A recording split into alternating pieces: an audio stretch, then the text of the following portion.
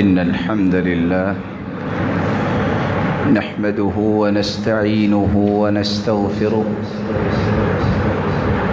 ونعوذ بالله من شرور أنفسنا وسيئات أعمالنا من يهده الله فلا مضل له ومن يضلل فلا هادي له وأشهد أن لا إله إلا الله وحده لا شريك له وأن محمدًا عبده ورسوله يا أيها الذين آمنوا اتقوا الله حق تقاته ولا تموتن إلا وأنتم مسلمون يا أيها الناس اتقوا ربكم الذي خلقكم من نفس واحدة وخلق منها زوجها وبث منهما رجالا كثيرا ونساء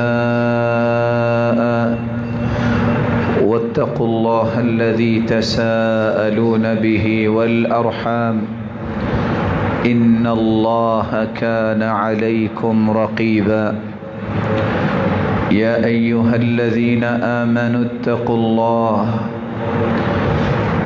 الله وقولوا قولا سديدا يصلح لكم أعمالكم ويغفر لكم ذنوبكم ومن يطع الله ورسوله فقد فاز فوزا عظيما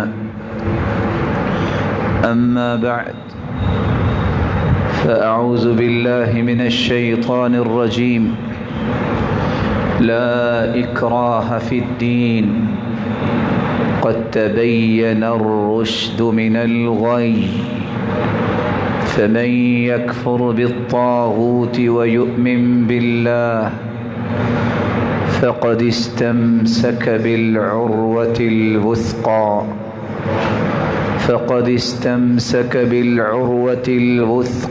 لا انفصام لها واللہ سمیع علیم۔ لائق عزت تکریم سامعین مکرم، اللہ ذوالجلال جو ہم سب کے خالق، مالک اور رازق ہیں، اس رب پر ایمان اور اس رب سے مضبوط تعلق اور اس رب سے سچی محبت،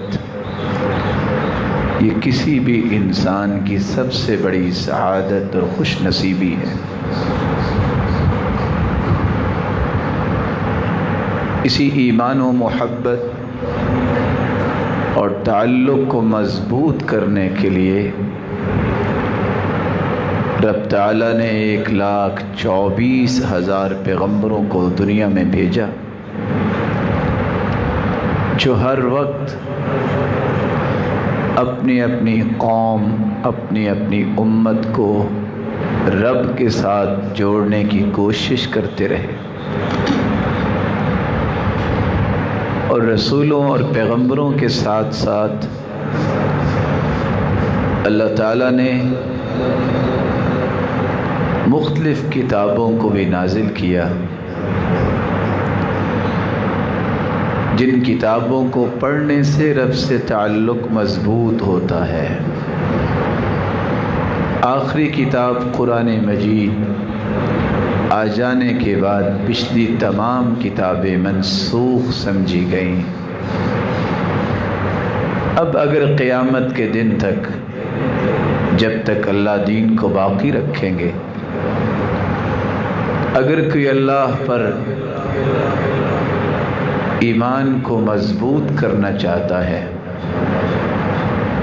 اور اللہ ذوالجلال کی محبت کا مستحق بننا چاہتا ہے،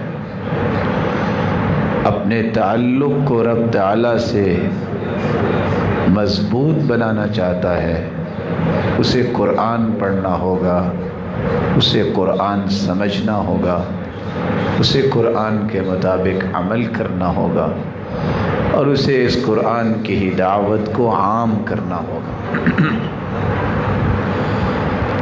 آج جس موضوع کے متعلق ہم گفتگو کرنا چاہ رہے ہیں، ہماری گفتگو کا محور 5 نکات ہوں گے۔ پہلا نکتہ، دنیا کے اندر ایک لفظ بولا جاتا ہے، عقیدہ درست ہونا چاہیے۔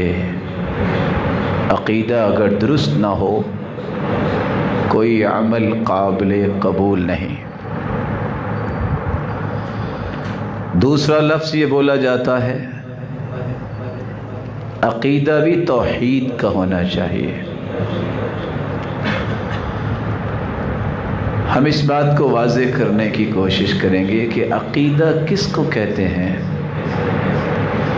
اور توحید کیا ہے، اور سلف کا عقیدہ کیوں سب سے بہترین عقیدہ ہے۔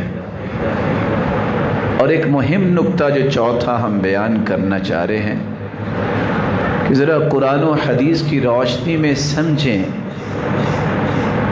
کتنے اعمال مکہ کے لوگ کیا کرتے تھے، وہ رب کو رب بھی مانتے، وہ حج عمرہ بھی کرتے اور دیگر اعمال بھی کرتے، پھر بھی آخر وہ مشرک کیوں؟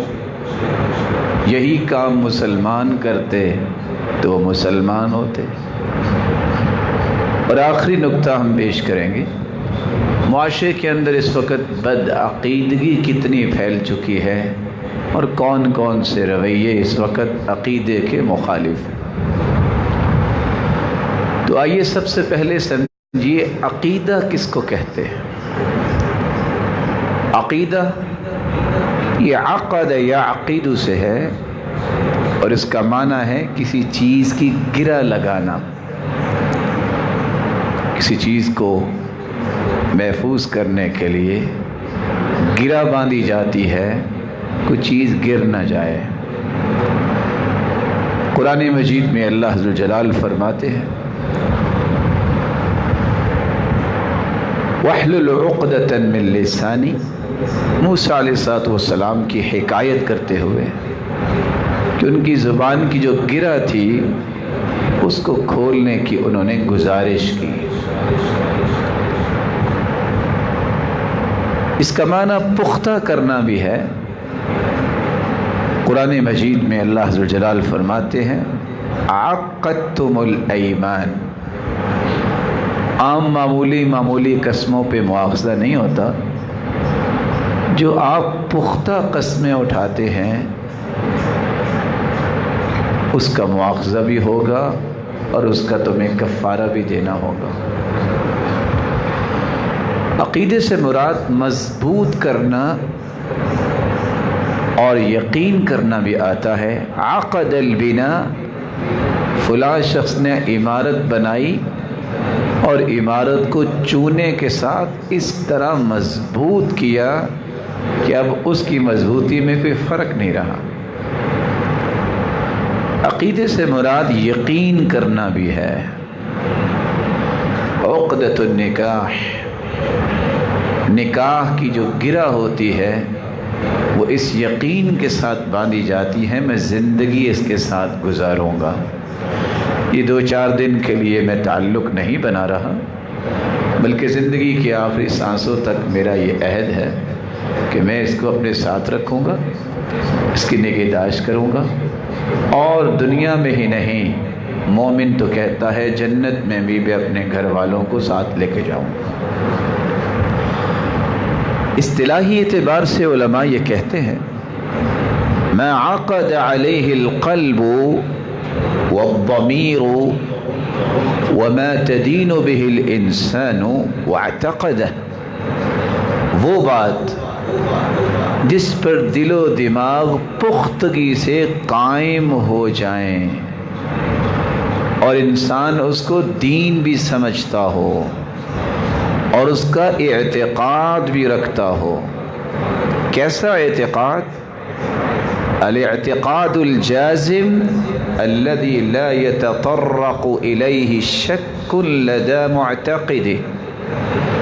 ایسا اعتقاد کہ اس میں شک کی گنجائش نہ رہے.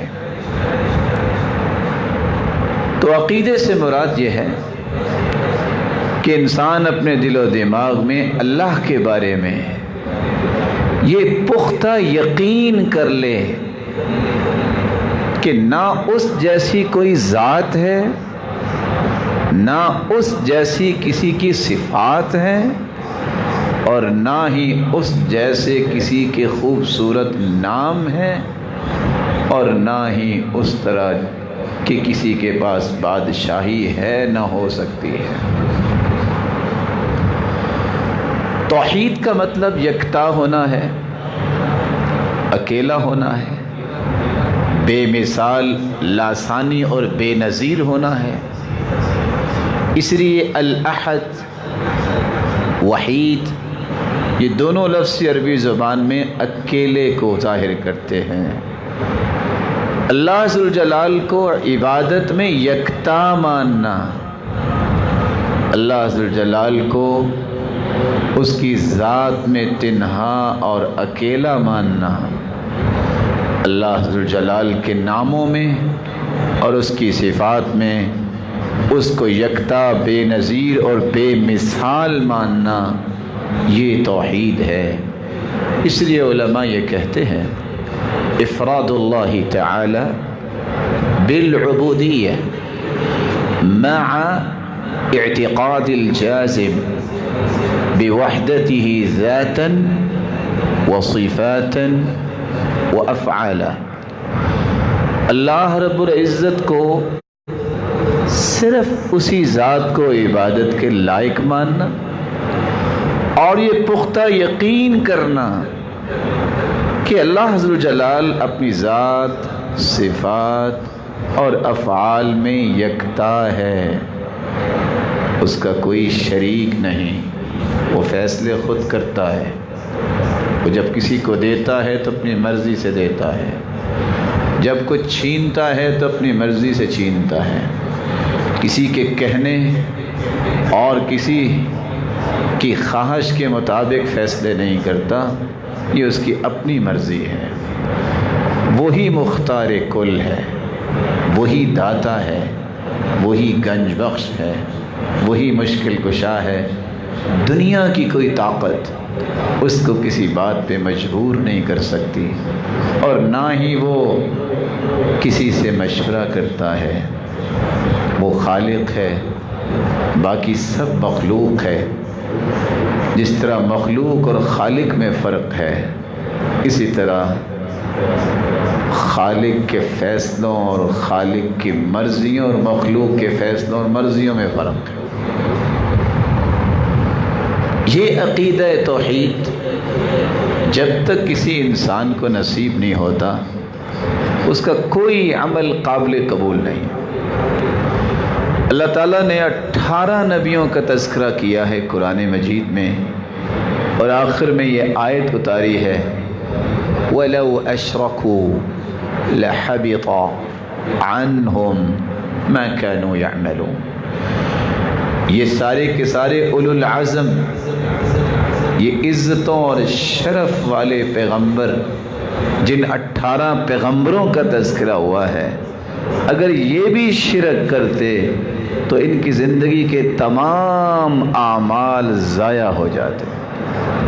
سوچنے کی بات یہ ہے، نبی جس جیسی کوئی ذات نہیں ہوتی، معاشرے کے اندر، مخلوق کے اندر، اگر ایک نہیں 18 پیغمبر بھی شرک کریں، اللہ کو اس کی ذات اور صفات، عبودیت میں، افعال میں یکتا نہ مانے، تو ان کی بھی زندگیوں کی ساری عبادتیں، ریاضتیں، نیکیاں، اعمال صالحہ ضائع ہو جائیں. یہاں رک کے میں ایک اشارہ کر دوں، اس لیے ہم کہا کرتے ہیں سلفی عقیدہ اختیار کرو، سلفی عقیدے کا مطلب کیا ہے؟ وہ عقیدہ جس کو قرآن نے بیان کیا ہے، وہ عقیدہ جو حدیث بیان کرتی ہے۔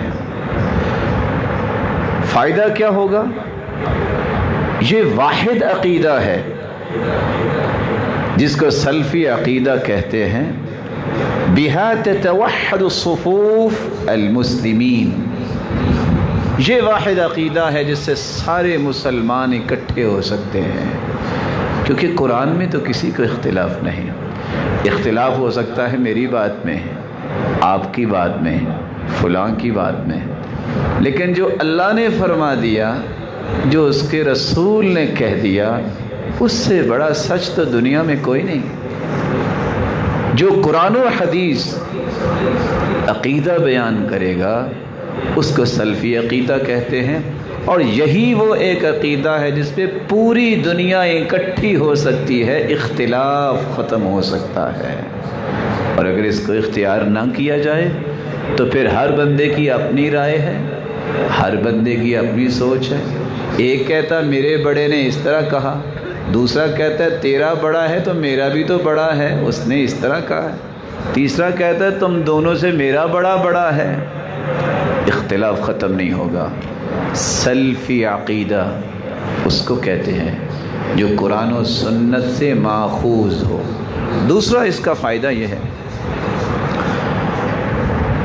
کہ یہ سلفی عقیدہ یہ ہر وقت انسان کو قرآن و سنت کے ساتھ جوڑ کے رکھتا ہے۔ ترتبط المسلم بالکتاب والسنہ والجیل الاول من الصحابہ۔ کیوں قرآن و سنت سے سلفی عقیدہ جوڑ کے رکھتا ہے؟ کیونکہ وہ مانتا ہی قرآن و سنت کو ہے۔ اس نے دیکھنا ہے قرآن کیا کہتا ہے، پڑھنا پڑے گا، قرآن سمجھنا پڑے گا۔ اس نے دیکھنا ہے حدیث کیا کہتی ہے، حدیث پڑھتا ہے، حدیث کو سمجھتا ہے، وہ تیسری بات کی طرف جاتا ہی نہیں ہے۔ جو سلفی عقیدے کو اختیار نہیں کرتا، اس لیے وہ کسی کا کڑا پہنے بیٹھا ہے، کوئی کسی کا چھلا پہن کے پھر رہا ہے، کوئی کسی کا تعویذ پہن کے پھر رہا ہے، کوئی کسی رنگ کی ٹوپی اپنے سر پہ لے کے پھرتا ہے، میں فلاں کا بیعت ہوں، میں فلاں کا بیعت ہوں، میں نے فلاں کے ہاتھ پہ ہاتھ رکھ دیا۔ سچا مسلمان کہتا ہے میں نے قرآن اور حدیث جس کو اللہ کے رسول دنیا کو دے کے گئے ہیں، میں اس کو اپنا عقیدہ بناتا ہوں۔ اس لیے قرآن و حدیث کے ساتھ جڑے رہنے کا ایک ہی طریقہ اور عقیدہ ہے، وہ سلفی عقیدہ ہے۔ تیسرا اس کا فائدہ یہ ہے انہا ترتبط بالسلف۔ انسان جب سلفی عقیدہ اختیار کرتا ہے، من الصحابہ ومن تبعہم، ہمیشہ اس کے سامنے صحابہ کی زندگیاں رہتی ہیں، کیونکہ سب سے پہلے قرآن سنا صحابہ نے، سب سے پہلے قرآن پہ عمل کیا صحابہ نے، سب سے پہلے حدیث کانوں سے سنی صحابہ نے، اور سب سے پہلے عمل کر کے دکھایا صحابہ نے۔ تو صحابہ کے ساتھ وابستگی اس شخص کی رہتی ہے جس کا عقیدہ وہ ہوتا ہے جو قرآن و حدیث نے بیان کیا، جس کو سلفی عقیدہ کہتے ہیں۔ بقیہ جتنے عقائد ہیں، کوئی کہتا ہے میں فلاں ایک شہر ہے اس کی طرف اپنی نسبت کرتا ہوں، دوسرا کہتا ہے تمہارا اگر شہر ہے تو میرا بھی انڈیا میں ایک شہر ہے، میں اپنی نسبت اس کی طرف کرتا ہوں، تیسرا کہتا ہے میں بھی کسی کے پاس جا کے دم کروایا کرتا تھا، اب تو وہ فوت ہو گئے، میری نسبت اس کی طرف ہے۔ اختلاف ختم نہیں ہوتا۔ صحابہ کرام کی ذات جس کو اللہ نے رضی اللہ عنہم ورضوا عنہ کہہ کے یہ فرما دیا، ساری دنیا میں اگر میں کسی سے راضی ہو گیا ہوں اور وہ مجھ سے راضی ہوئے ہیں تو میرے پیغمبر کے صحابہ اور ساتھی ہیں۔ چوتھا اس عقیدے کا فائدہ یہ ہے تمیزها بالوضوح، اس عقیدے سے واضح عقیدہ کوئی نہیں ہے۔ کیوں واضح عقیدہ کیوں نہیں ہے؟ کیونکہ اس کے دلائل قرآن میں موجود ہے، اس کے دلائل حدیث میں موجود ہے، اور پوری دنیا میں قرآن چھپا ہوا ہے، پوری دنیا میں حدیث کی کتابیں موجود ہیں۔ لیکن جس کا قرآن و سنت کا عقیدہ نہ ہو وہ تعویل کرتا ہے۔ قرآن کی آیت آئے گی تبارک الذی بیدہ الملک، بابرکت ہے وہ ذات جس کے ہاتھ میں بادشاہی ہے۔ تو جس کا عقیدہ درست نہیں کہے گا اصل میں قوت ہی مراد ہے، ہاتھ تو اللہ تعالیٰ کا نہیں کہنا چاہیے۔ اس لیے یہ تعویل کرتا ہے، غلط مفہوم لیتا ہے، مرضی کا معنی کرتا ہے، کیونکہ یہ سلفی عقیدے کا دشمن ہے، یہ قرآن و سنت کے بیان کردہ عقائد کا مخالف ہے۔ اس کو قرآن و سنت سے اتنی محبت نہیں جتنی اپنے وڈیرے سے محبت ہے، جتنی اپنے چاہنے والے سے محبت ہے۔ جو قرآن و سنت سے محبت نہیں کرتا وہ ساری زندگی مفہوم بدلنے پہ لگا دیتا ہے۔ ہندوستان پاکستان کا ایک بہت بڑا محدث جس کو لوگ محدث کہتے ہیں، ایک دن سحری کے وقت رو رہا تھا۔ شاگرد کہنے لگا استاد محترم کیوں رو رہے ہو؟ کہا ساری زندگی گزار دی فقہ حنفی کی تائید کرتے کرتے اور حدیثوں کو تروڑتے مروڑتے گزار دیے۔ کہا آپ تو محدث ہیں، آپ کا یہ حال ہے تو ہمارا کیا بنے گا؟ جب انسان کا عقیدہ اور منہج درست نہیں ہوتا پھر وہ آیت کا معنی بھی مرضی کا کرتا ہے، حدیث کا معنی بھی اپنی مرضی کا کرتا ہے۔ عقیدہ اور منہج صحیح ہوتا ہے تو وہ کہتا ہے معنی وہی ہوگا جو اللہ کے رسول نے کیا، معنی صحیح وہی ہے جو صحابہ نے کیا، اس کے سوا کوئی معنی صحیح نہیں ہو سکتا۔ پانچواں اس عقیدے کا فائدہ یہ ہے تعطی صاحبہ الرضا والاطمئنان لقدر اللہ وتقدیر عظم اللہ سبحانہ وتعالی۔ اس عقیدے پہ جب انسان آتا ہے تو پھر دل میں سکون آتا ہے، پھر دل میں اطمینان آتا ہے، پھر انسان اللہ پہ راضی ہوتا ہے۔ سبب کیا ہے؟ قرآن ہے اور حدیث ہے۔ سکون اور اطمینان اللہ نے رکھا ہی قرآن و حدیث میں ہے۔ اس کے مقابلے میں جو اس عقیدے کو اختیار نہیں کرتا، ایک قبر پہ اس کو شفا نہ ملے دوسری قبر پہ، اس پہ شفا نہ پہ کسی اور سے تعویذ لیتا ہے، اس سے نہ ملے کسی اور کے سامنے سجدہ، اور قلق، اضطراب، پریشانی، دھکے اس کے ختم نہیں ہوتے۔ زندگی کو سکون اور اطمینان ملتا ہے، اس عقیدے سے ملتا ہے جو عقیدہ قرآن و سنت سے ثابت ہے، جس کو سلفی عقیدہ کہا جاتا ہے۔ تیسرا نقطہ جو میں آپ کے سامنے رکھنا چاہتا ہوں، اس عقیدے کی فضیلت کے زندگی میں چند پہلو۔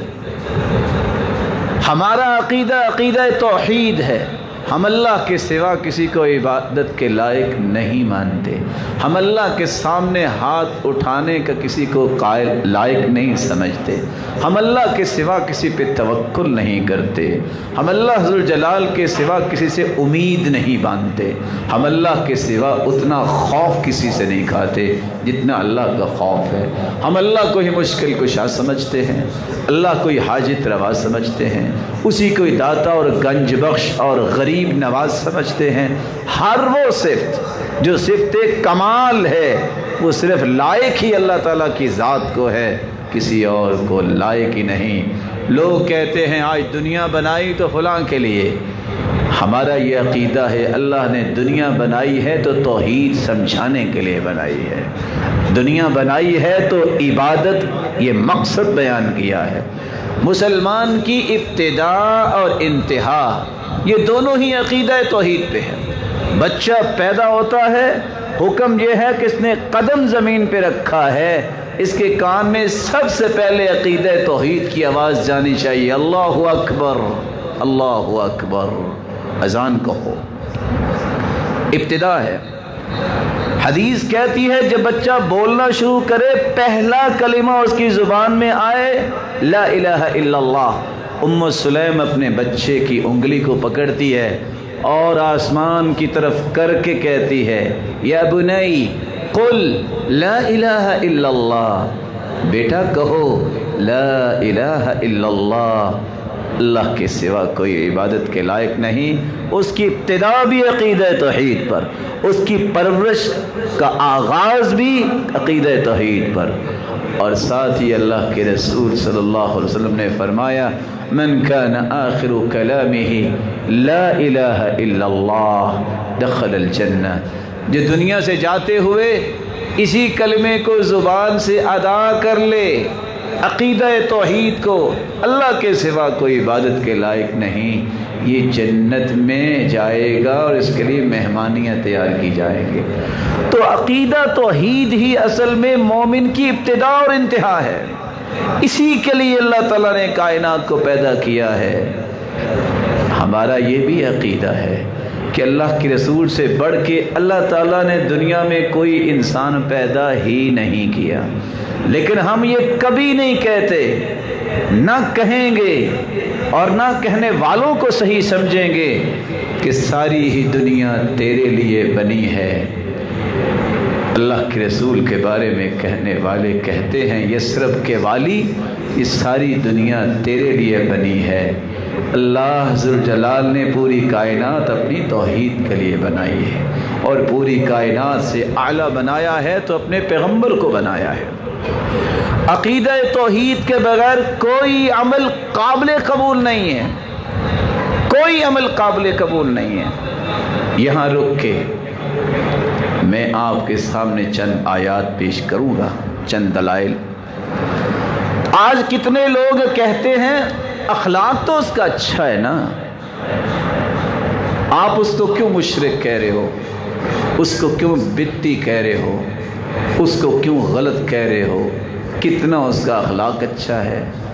ٹھیک ہے چلو اس نے قبر پہ سجدہ کر لیا، چلو ٹھیک ہے وہ نظر و نیاز قبروں پہ دے دیتا ہے، چلو ٹھیک ہے دودھ ہی بھیجا ہے نا، نیکی کی ہے نا، وہاں جو بیٹھے ہیں ان بیچاروں کی بھوک ختم ہو جائے گی۔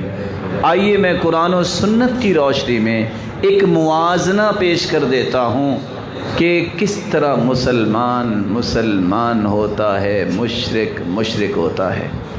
اللہ تعالیٰ نے قرآن مجید میں دونوں گروہوں کا عقیدہ پیش کیا ہے۔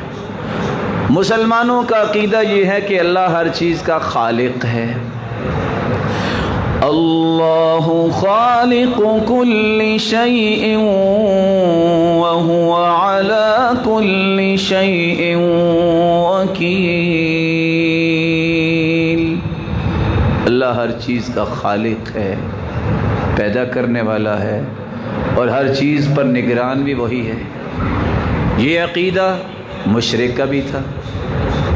مشرکوں کے بارے میں قرآن مجید میں اللہ ذوالجلال فرماتے ہیں وَلَئِن سَأَلْتَهُم مَّنْ خَلَقَ السَّمَاوَاتِ وَالْأَرْضَ لَيَقُولُنَّ اللَّهُ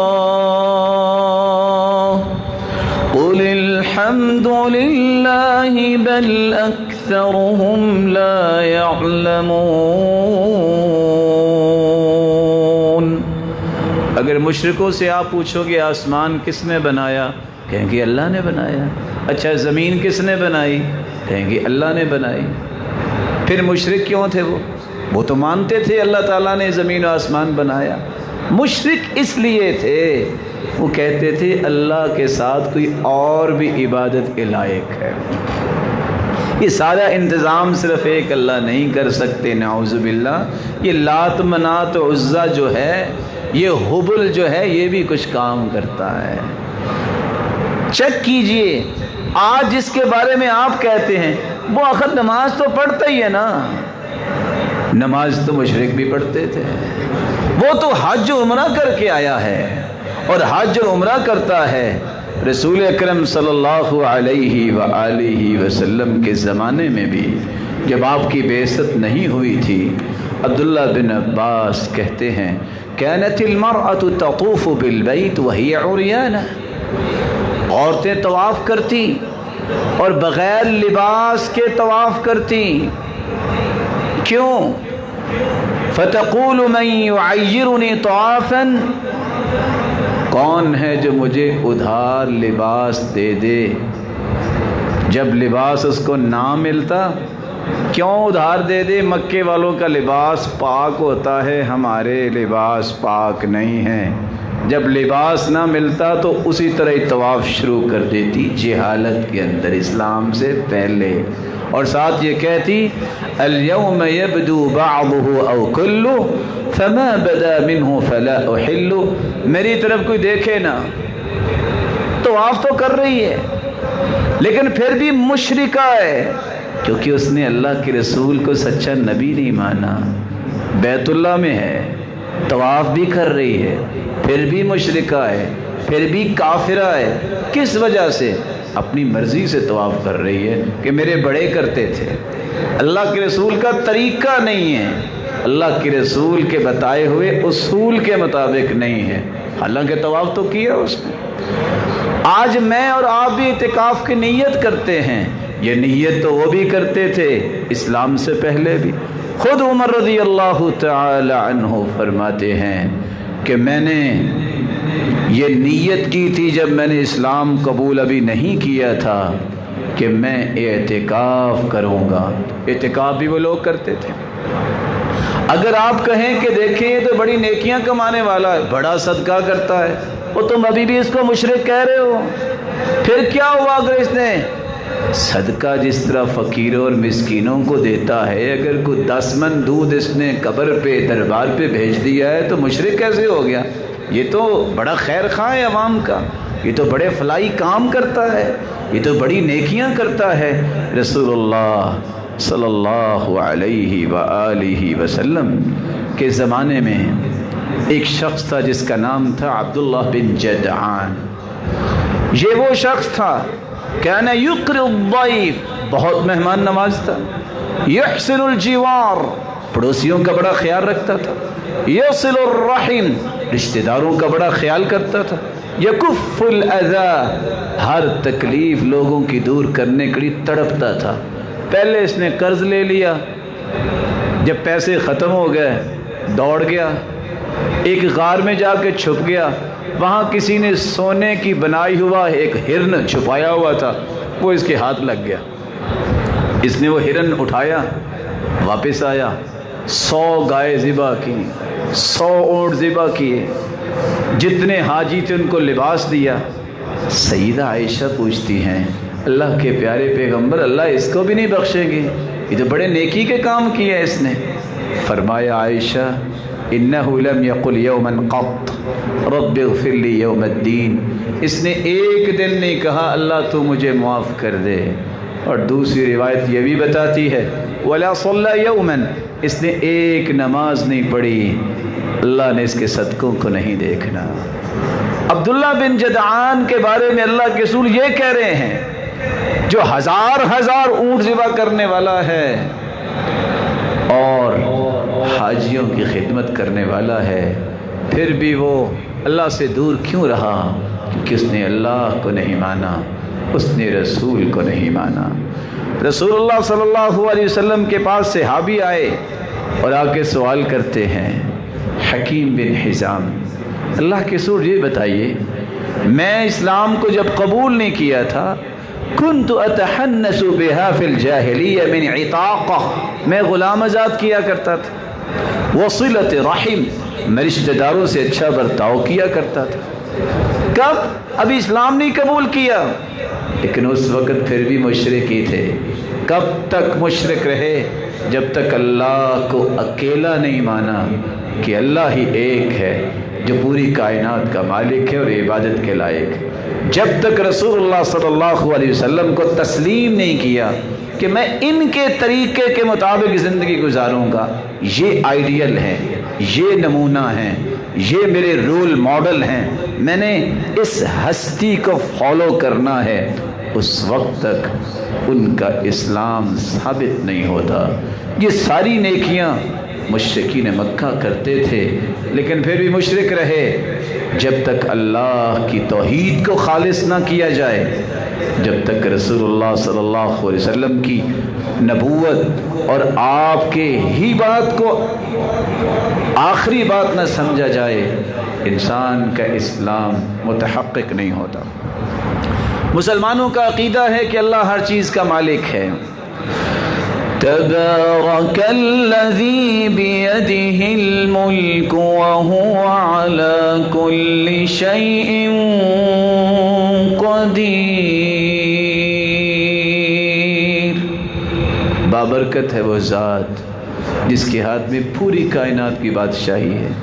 اس طرح کی باتیں تو مشرک بھی کہہ دیتے تھے، لیکن کہتے تھے اکیلی بادشاہی اللہ کے پاس نہیں، کسی اور کے پاس بھی ہے۔ قرآن مجید میں اللہ ذو الجلال فرماتے ہیں قُلْ مَن بِيَدِهِ مَلَكُوتُ كُلِّ شَيْءٍ وَهُوَ يُجِيرُ وَلَا يُجَارُ عَلَيْهِ إِن كُنتُمْ تَعْلَمُونَ سَيَقُولُونَ لِلَّهِ قُلْ فَأَنَّى تُسْحَرُونَ۔ میرے محبوب ان سے یہ تو پوچھئے، اچھا بادشاہی زمین و آسمان کی کس کے پاس ہے؟ مشرک کہتے اللہ کے پاس ہے۔ میرے محبوب ان سے یہ کہہ دیجئے تم مانتے بھی ہو اللہ کے پاس، تو پھر تمہیں کوئی جادو ہو گیا ہے؟ پھر لوٹ کے جاتی ہو اللہ کو چھوڑ کے لات منات عزا کی طرف؟ یہی آج ہے، مانتا ہے مشرک بھی کہ اللہ ہی ہے جو بادشاہی اس کے ہاتھ میں ہے، لیکن نہیں جب بیٹا لینا ہو تو مجھے فلان جگہ تو جانا ہی پڑے گا نا، نہیں فلان جگہ تو کچھ کرنا ہی پڑے گا نا۔ یہی مشرک کرتے تھے۔ قرآن مجید نے تیسرا عقیدہ بیان کیا ہے کہ رازق اللہ ہے، یہ مسلمانوں کا عقیدہ ہے۔ اللہ ذو الجلال فرماتے ہیں وَمَا مِن دَابَّةٍ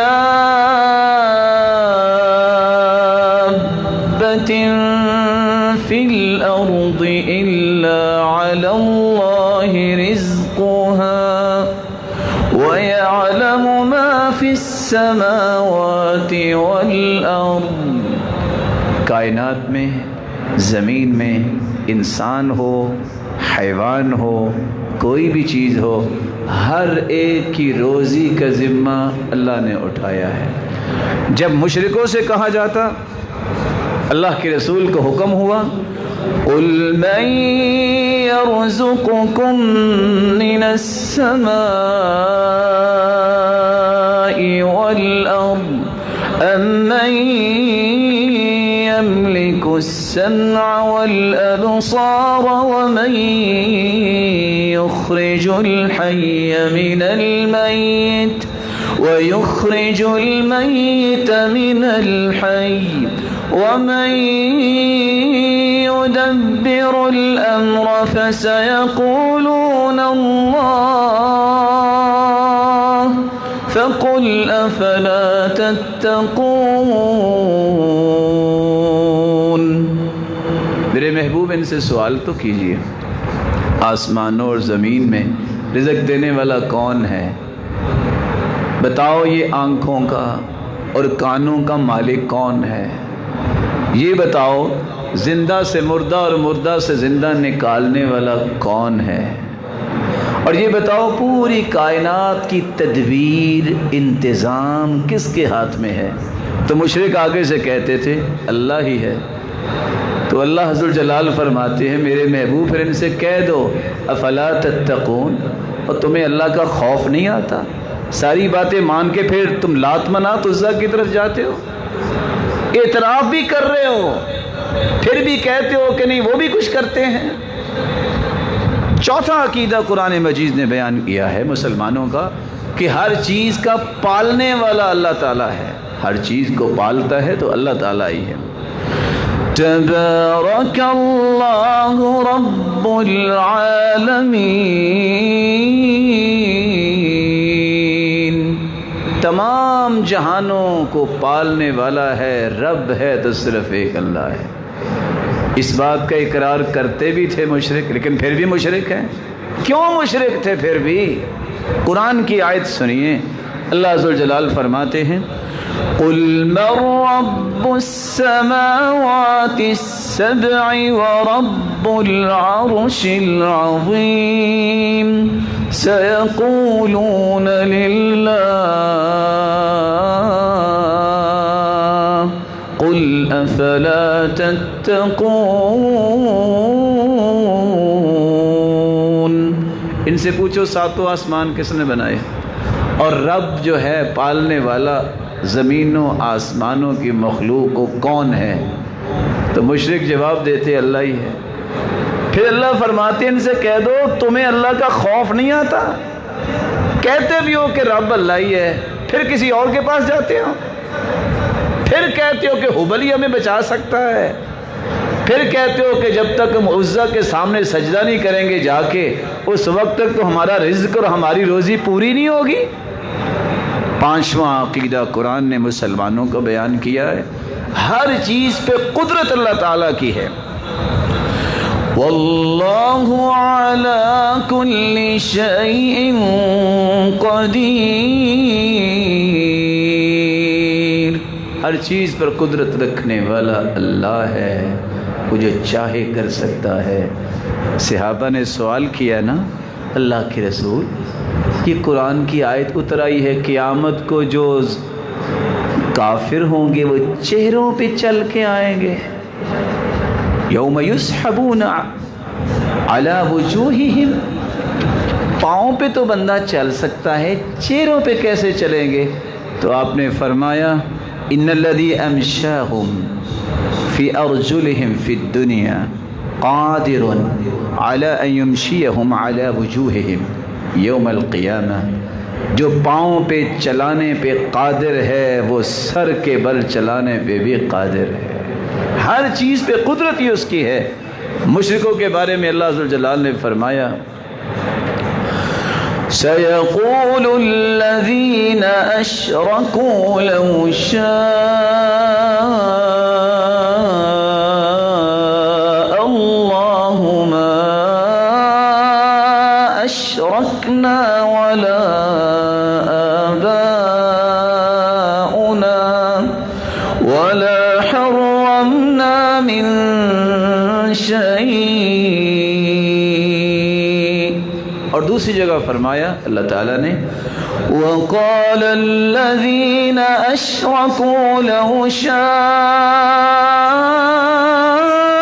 اللَّهُ مَا عَبَدْنَا مِن دُونِهِ مِن شَيْءٍ مَا عَبَدْنَا مِن دُونِهِ مِن شَيْءٍ نَحْنُ وَلَا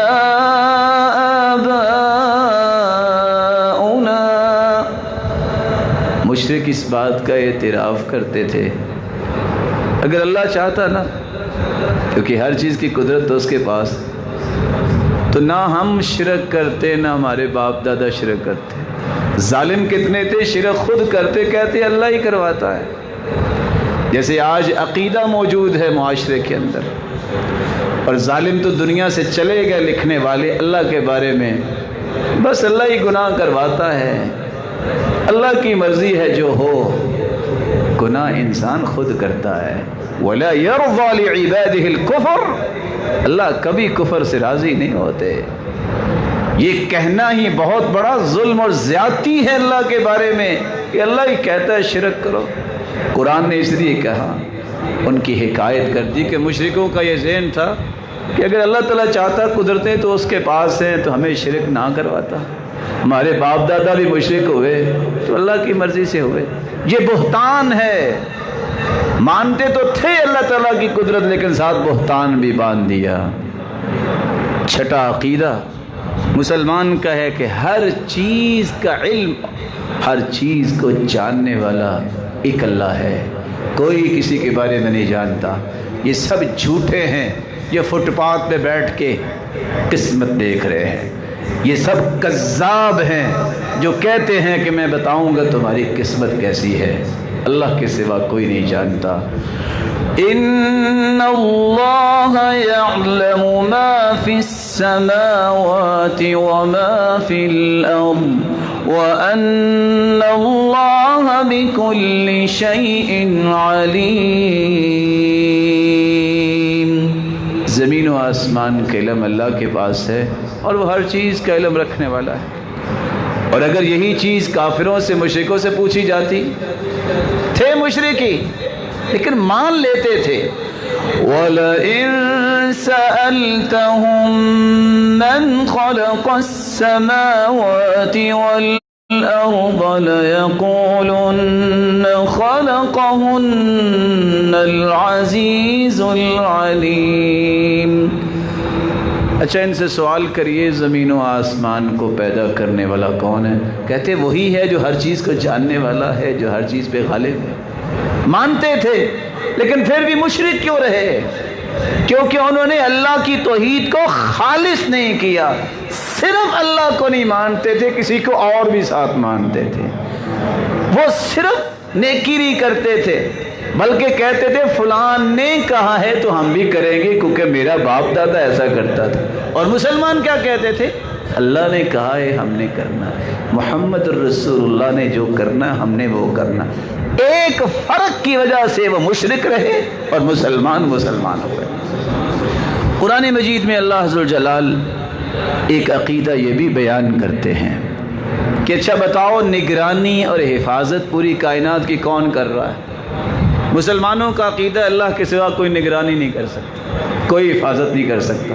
10 امام ضامن باندھنے والے بھی گولی کھا کے قبر میں چلے گئے۔ امام ضامن بچا پاتا تو کتنے لوگوں کو بچاتا؟ بچانے والی ذات ہے تو اللہ کی ذات ہے، اور اگر موت آنے والی ہو تو دنیا کی کوئی طاقت اس کو بچا نہیں سکتی۔ اللہ عز و جلال قرآن مجید میں فرماتے ہیں واللہ علی کل شیء وکیل ان ربی علی کل شیء حفیظ۔ حفاظت اور ذمہ داری اللہ تعالیٰ کی ہے، نگران بھی اللہ تعالیٰ ہے۔ اور ان سے اگر پوچھا کرتے وَلَئِن سَأَلْتَهُم مَّنْ خَلَقَ السَّمَاوَاتِ وَالْأَرْضَ وَسَخَّرَ الشَّمْسَ وَالْقَمَرَ لَيَقُولُنَّ اللَّهُ فَأَنَّى يُؤْفَكُونَ۔ ان سے پوچھو یہ چاند، یہ سورج، یہ مسخر کس نے کیا ہے؟ کہتے اللہ نے کیا، کیونکہ ہر چیز کے نگران تو وہی ہے، اسی کی حفاظت میں وقت پہ نکلتا ہے سورج۔ کبھی یہ نہیں ہوا کہ سورج کہے میں نے آج نہیں صبح نکلنا، میں زور کو نکلوں گا۔ چاند یہ کبھی نہیں کہتا میں تو تھکا ہوا ہوں چلو کل صبح 10 بجے نکلاؤں گا۔ حفاظت بھی ہے، نظام بھی ہے، تدبیر بھی ہے، انتظام بھی ہے۔ لیکن کیوں نہیں ان کو مشرک کی صف سے نکال کے مسلمانوں میں شامل کیا گیا؟ وہ کہتے تھے ہر کام اکیلا ایک رب تو نہیں کر سکتا، تقسیم کرنے چاہیے، کچھ کام کسی اور کو بھی دینے چاہیے۔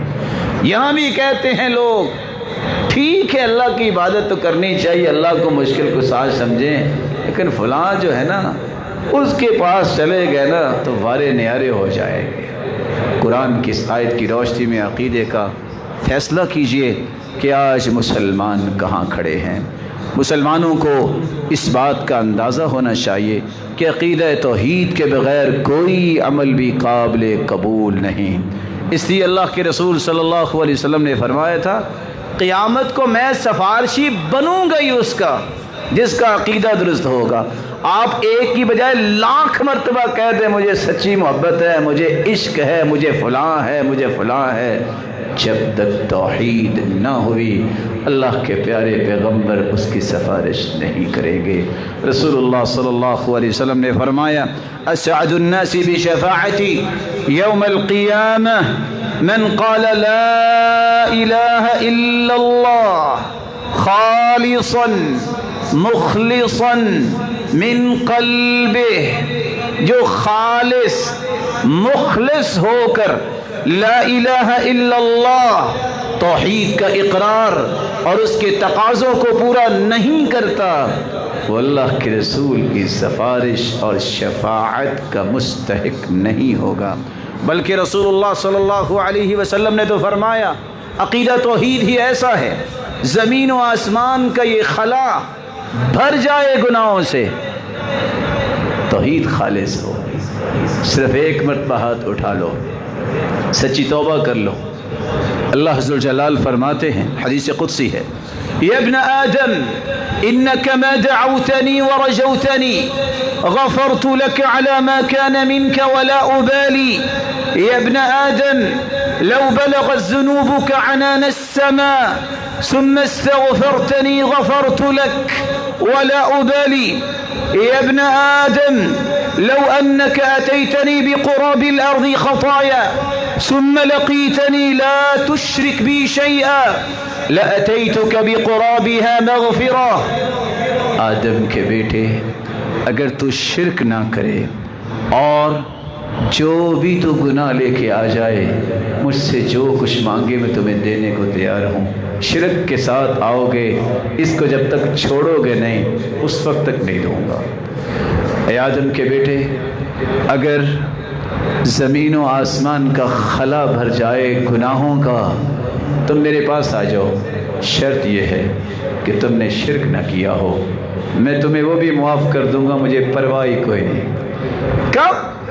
جب تک توحید کو خالص نہیں انسان کرتا اس وقت تک تو رب کی بخشش اس کو نصیب نہیں ہوتی.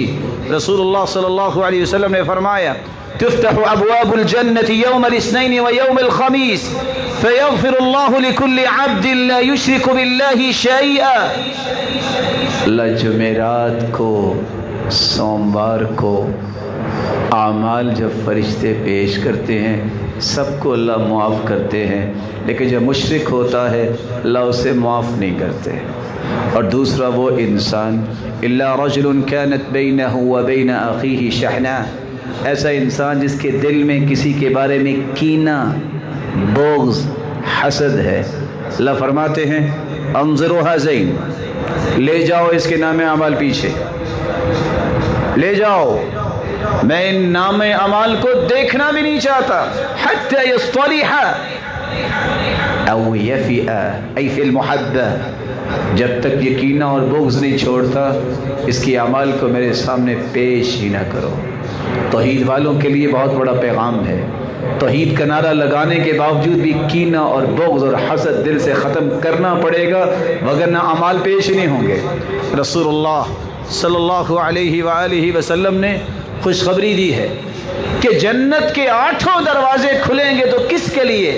من شہد ان لا الہ الا اللہ وحدہ لا شریک لہ وان محمدا عبدہ ورسولہ وان عیسی عبد اللہ ورسولہ وكلمته ألقاها إلى مريم وروح منه والجنة حق والنار حق أدخله الله من أي أبواب الجنة 8 شاء. جو 4 گواہیاں دے دے میں اللہ کے سوا کسی کو عبادت کے لائق نہیں سمجھتا, وہ اکیلا ہی عبادت کے لائق ہے, کوئی شریک نہیں. دوسری گواہی میں گواہی دیتا ہوں کہ محمد الرسول اللہ صلی اللہ علیہ وسلم اللہ کے سچے اور آخری پیغمبر ہیں, ہمارے لیے قدوہ, نمونہ اور اسوہ اور آئیڈیل رول ماڈل ہیں.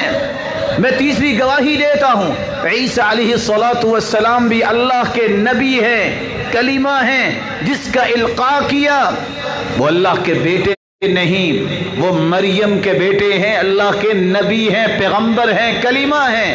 میں چوتھی گواہی یہ دیتا ہوں جنت حق ہے جو مومنوں کے لیے ہے, جہنم بھی حق ہے جو کافروں کے لیے ہے. اس کے مطابق میرا عمل ہو جائے اللہ فرمائیں گے قیامت کے دن تیری گواہیاں صحیح, تیرا عمل اس کے مطابق تھا.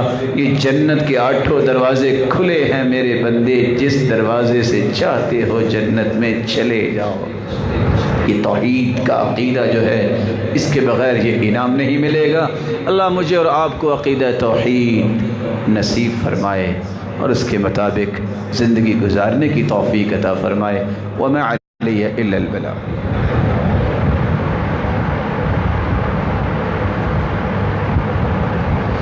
الحمد للہ علی احسانہ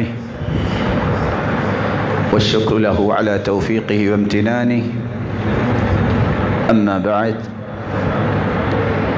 فأعوذ بالله من الشيطان فإنه عدو للإنسان. سامعین مکرم, معاشرے کے اندر بد عقیدگی اس انداز سے پھیل رہی ہے جو کہ حقیقت میں قرآن و سنت سے دوری کی ایک علامت ہے. قرآن و سنت سے دوری کی علامت میں نے کیوں کہہ دی؟ قرآن و حدیث پڑھنے والا ہمیشہ صحیح عقیدے پہ رہے گا۔ آج نفع نقصان کا مالک ہم کسی اور کو سمجھنے لگ گئے۔ لوگ کیا کرتے ہیں، نہروں کے کنارے پہ کھڑے ہیں، گوشت خرید کے چیلوں کو ڈال رہے ہیں۔ کوئی کسی چیز کو پیش کر رہا ہے، اس کے پڑوس میں غریب مسکین لاچار موجود ہے، اس کو صبح و شام کا کھانا میسر نہیں۔ یہ دین کہتا ہے کہ ان کی مدد کرو، وہ نہیں کریں گے۔ فلاں شخص نے چونکہ کہا تھا کہ چیلوں کو جا کے تم گوشت ڈالو گے تو تیری مشکل آسان ہوگی۔ یہ کب عقیدہ بنتا ہے؟ جب دین نہیں ہوتا۔ رسول اللہ صلی اللہ علیہ وسلم نے تو فرمایا تھا، جب ایک شخص نے کہا ما شاء اللہ وشئت، ہوگا وہی جو اللہ چاہے گا یا آپ چاہیں گے۔ اللہ کے پیغمبر، اللہ کے رسول غصے میں آئے، فرمایا اجعلتنی للہ ندا، اور تم نے مجھے اللہ کا شریک بنا دیا۔ قل، یہ کہو ما شاء اللہ ثم شئت، ہوگا وہی جو اللہ چاہے گا۔ پھر اس کے بعد اس کا پیغمبر اللہ سے دعا کرے گا، اللہ سے مانگے گا تو اللہ اسے عطا کرے گا۔ ہونا اللہ کی مرضی سے ہے۔ لیکن آج گاڑیوں پہ یہ لکھا ہوتا ہے اللہ نبی وارث، اللہ جانے تے نبی جانے، جیسے رسول چاہے۔ اللہ اور نبی کافی ہے۔ اللہ ذوالجلال خالق ہے، اور مخلوق میں، پوری مخلوق میں سب سے اعلیٰ محمد رسول اللہ ہے۔ لیکن مرضی خالق کی چلتی ہے، کسی اور کی مرضی نہیں چلتی۔ آج رسول اللہ صلی اللہ علیہ وآلہ وسلم سے پوچھا گیا نام کون سے اچھے ہیں؟ آپ نے فرمایا نام عبداللہ اور عبد الرحمن اچھے ہیں۔ مسلمانوں کا اتفاق ہے، ابن حزم لکھتے ہیں کہ عقیدہ جب خراب ہوا تو عبداللہ، عبد الرحمن، عبد العزیز، عبد الالہ رب کی نسبت کی بجائے لوگوں کی طرف نسبت کرنے لگ گئے، اور لوگ کہتے ہیں عبد عمر، عبد حسین، عبد فلان، عبد فلان، مختلف ناموں کے ساتھ وہاں عبد کا لفظ لگاتے ہیں۔ پوری کائنات اللہ کے بندے ہیں، اس کی نسبت اللہ کی طرف ہو سکتی ہے۔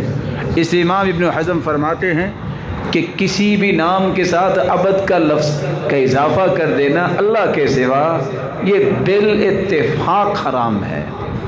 اللہ کے رسول صلی اللہ علیہ وسلم نے اس لیے فرمایا کوئی شخص اپنا نام ملک الاملاک نہ رکھے، جس کا ترجمہ بنتا ہے شہنشاہ۔ آج کتابیں بتاتی ہیں شہنشاہ معظم کے پاس ایلچی آیا، وہ شہنشاہ معظم اللہ ہے۔ یہ دنیا کی چھوٹی چھوٹی بادشاہیاں ہیں، ان بادشاہوں کا بادشاہ صرف ایک اللہ ہے، کسی اور کو شہنشاہ معظم نہیں کہہ سکتے۔ رسول اللہ صلی اللہ علیہ وسلم نے فرمایا اللہ کے سوا کسی کی قسم نہ اٹھاؤ۔ لوگ بیٹھے بیٹھے کہہ دیتے ہیں میرے سامنے رزق پڑا ہے میں اس کی قسم اٹھاتا ہوں، یہ میری اولاد ہے اس پہ ہاتھ رکھ دیں گے، یہ میرے بچے کی قسم، میرے باپ کی قسم، میرے فلاں کی قسم۔ اللہ کے سوا کسی کی قسم اٹھانا جائز نہیں۔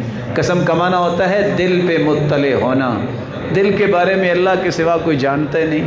یہ رزق، یہ سالن جو ہے، یہ مرغی ہو یا مٹن ہو، یہ دل کے بارے میں جانتا ہے کیا ہے؟ اس کی قسم۔ یہ جو کی گندم کی روٹی جانتی ہے دل میں کیا ہے؟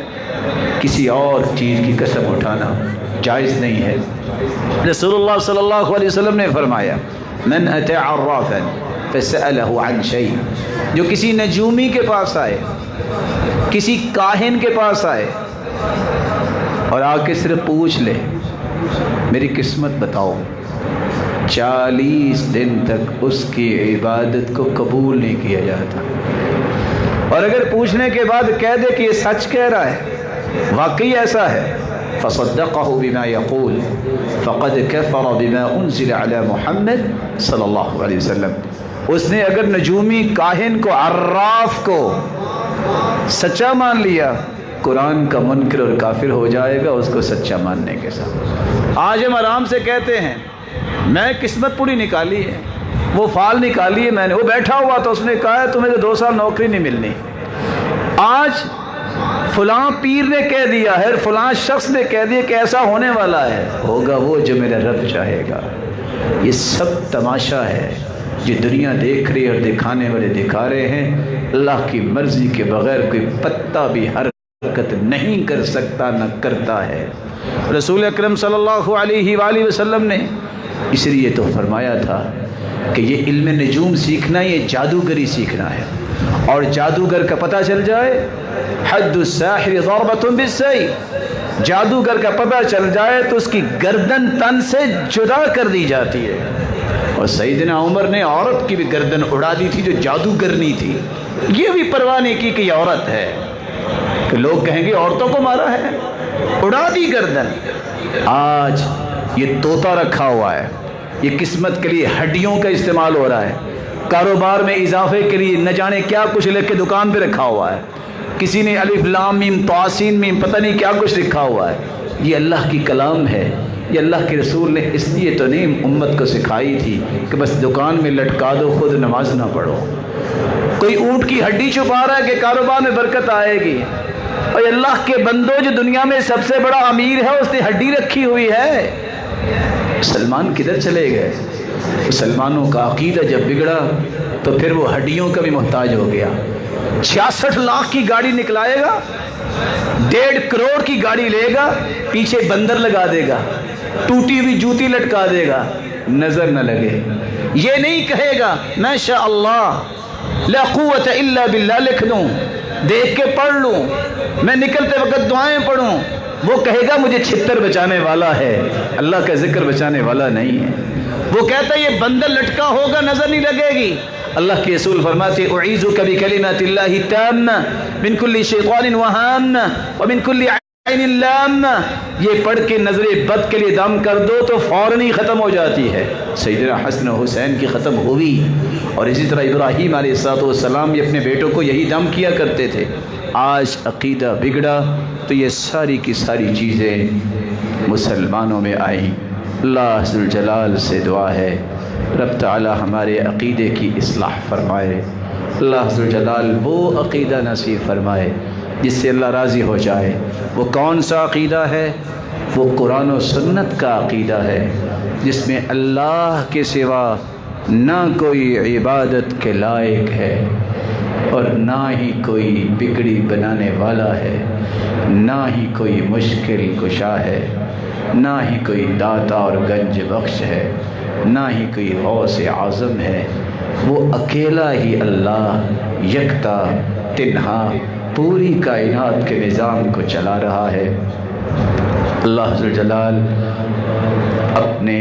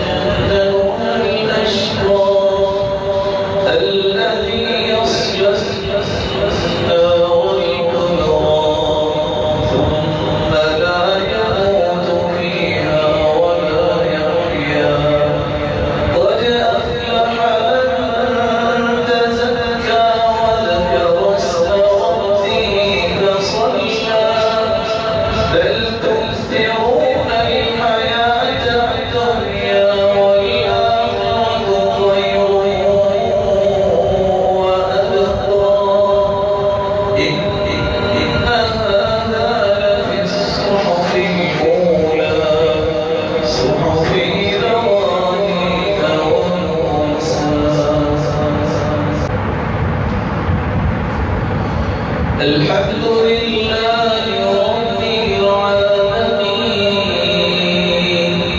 الرحمن الرحيم مالك يوم الدين إياك نعبد وإياك نستعين اهدنا الصراط المستقيم صراط الذين أنعمت عليهم غير المغضوب عليهم ولا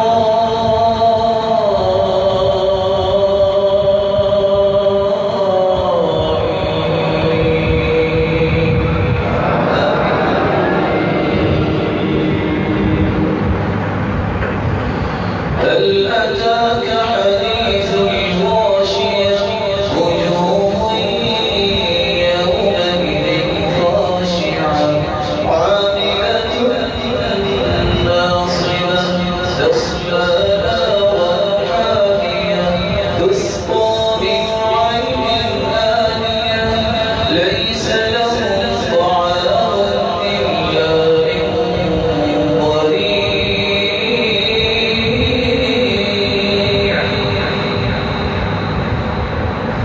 هل أتاك حديث الغاشية وجوه يومئذ خاشعة عاملة ناصبة تصلى نارا حامية تسقى من عين آنية ليس لهم طعام إلا من ضريع لا يسمن ولا يغني من جوع وجوه يومئذ ناعمة لسعيها